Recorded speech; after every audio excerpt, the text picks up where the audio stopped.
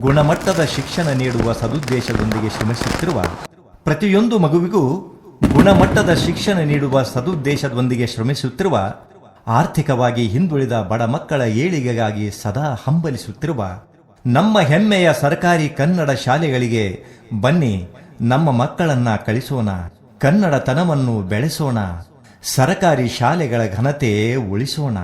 ನಮ್ಮ ಹೆಮ್ಮೆ ಸರ್ಕಾರಿ ಕನ್ನಡ ಶಾಲೆ, ನಮ್ಮ ಹೆಮ್ಮೆ ಸರ್ಕಾರಿ ಕನ್ನಡ ಶಾಲೆ.